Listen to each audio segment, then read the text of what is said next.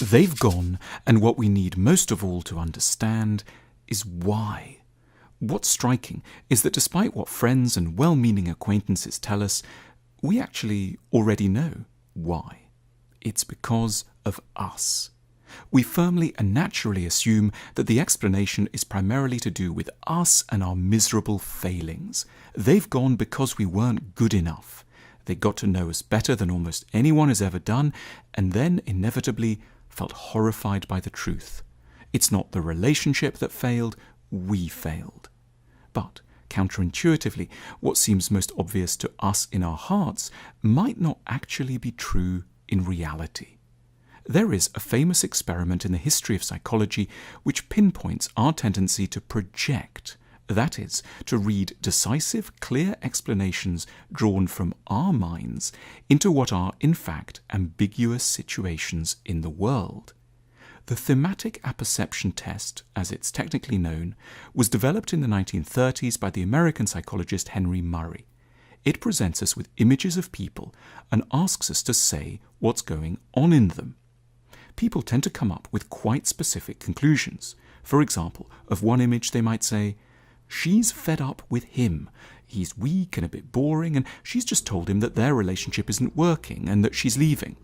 Or they might say, "He's just told her they have to break up, and the reason has something to do with their sex lives. He's not as fulfilled as he wants to be." Or a third person might say, "It seems to be about his parents. She wants him to take more distance from them. If he doesn't, she can't be expected to stay around forever." The power of this experiment derives from the fact that the image has, by design, quite carefully, no precise or definite significance.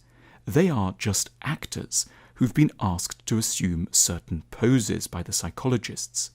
The stories and the meanings we come up with therefore come from us.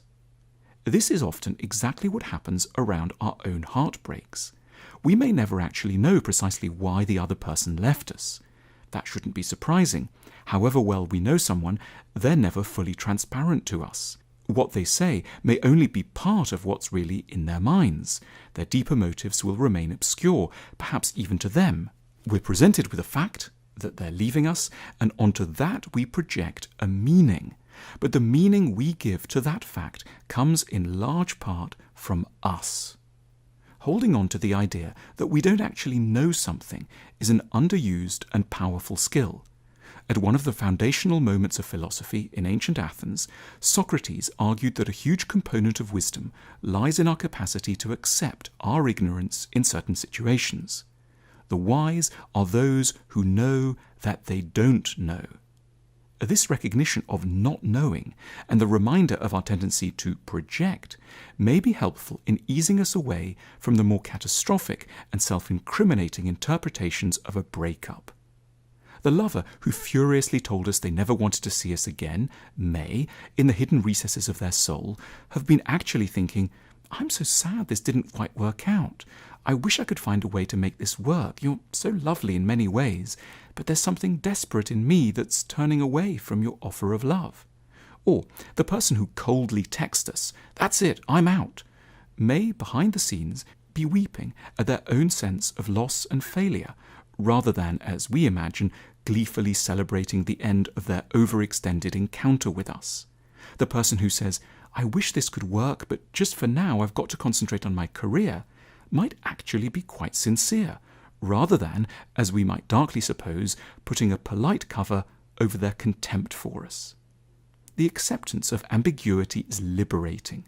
We're free to recognize that the ending of a relationship wasn't necessarily all our fault. There may have been forces at work other than our own inadequacy. We're still very sad, but the target of our misery becomes a little more bearable. We can focus on the deep, sorrowful strangeness of love and loss, rather than suffering an extended, excoriating confrontation with our own inadequacies. To learn more about love, try our set of cards that help answer that essential question: who should I be with?